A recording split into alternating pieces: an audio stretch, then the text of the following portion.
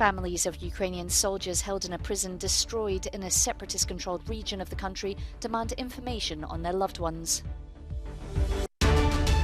Pope Francis has admitted he can no longer travel like he used to after his Canadian pilgrimage and needs to slow down or think about retiring. London gets ready to host the final of the Women's Euro 2020 with the battle for tournament winners to be fought on Sunday between England and Germany. Relatives of captured Ukrainian soldiers have gathered in Kyiv. They are demanding information about their loved ones who are being held in an Olenivka prison in a separatist-controlled area of Ukraine.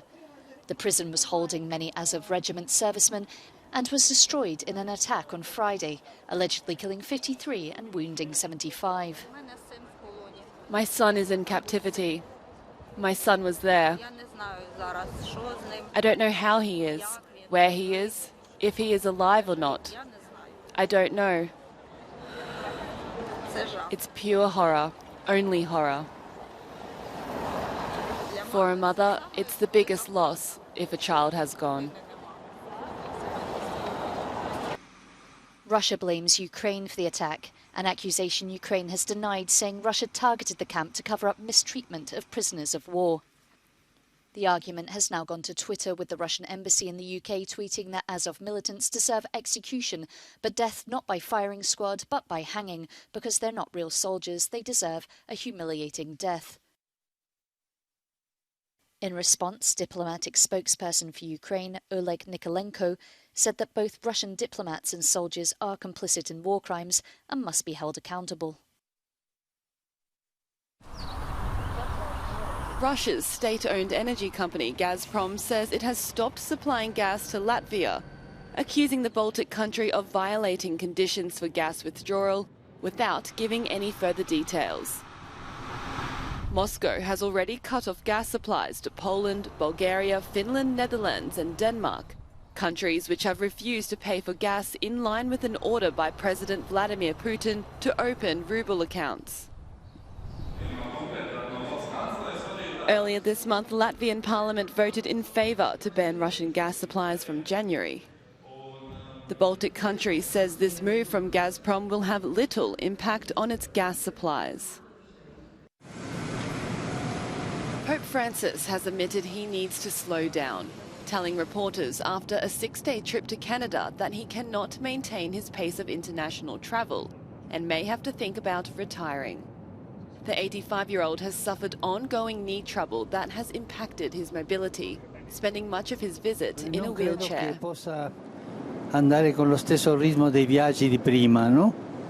I believe that at my age and with this knee limitation, I have to preserve myself a little to be able to serve the church, he says.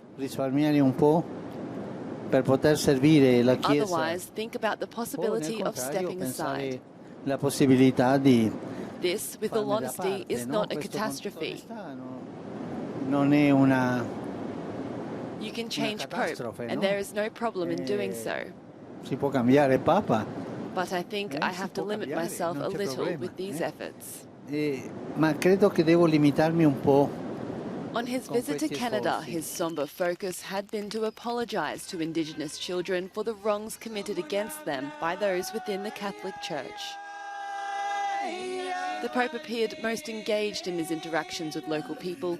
He also says he wants to visit Ukraine soon, but has to seek advice from his doctors first.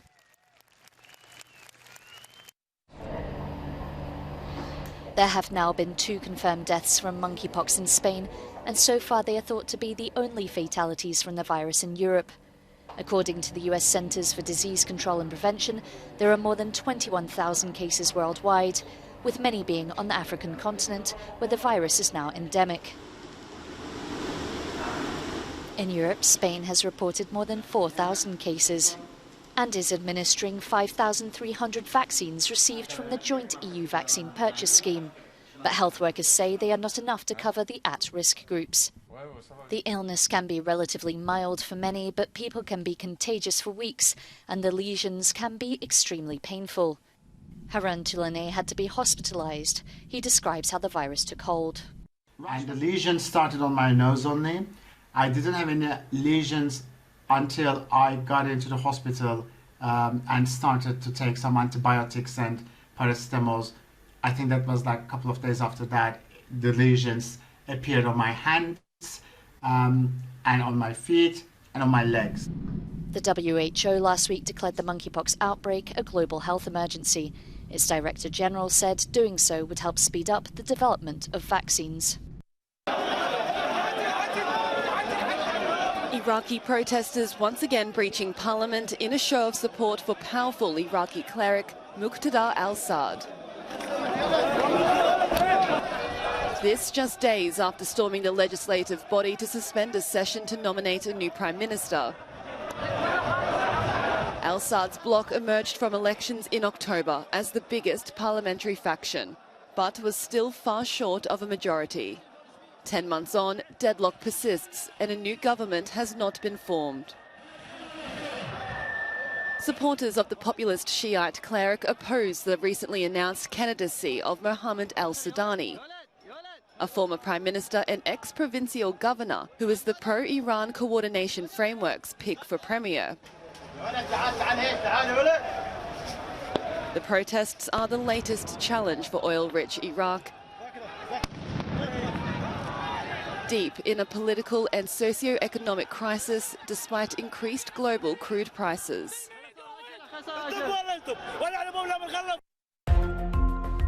Flash flooding in the US state of Kentucky has killed 25 and the death toll is expected to rise. The southern state's governor says that rescuers and residents are continuing to search for survivors, and at least 6 children were among the victims. Torrential rains swamped towns across Appalachia. It is not yet known the true extent of the damage, but some of the poorest places in America have been the hardest hit. London is getting ready for the final of the Women's Euro, and this year is particularly special for its citizens, as it's not only hosting the final, but the national team is competing in it. England will face Germany on Sunday evening at Wembley Stadium. And although England's overall record against Germany isn't great, English fans are behind the girls. I think the whole country's kind of come together and shown how excited they are, and the girls have proven obviously they deserve to be in the final. And yeah, I think we're just both quite excited just to see if we can try and win now. With the stadium expected to be sold out, some fans also think that whatever the outcome, women's football is the big winner. I'm playing Germany, so I'd like a 2-0, but any win will do, won't it? But just the fact that they got this far, and now it just opens it for women's football, but that it's going to be respected everywhere, hopefully, so fingers crossed. The Lionesses have already had their most successful Women's Euro campaign since 2009.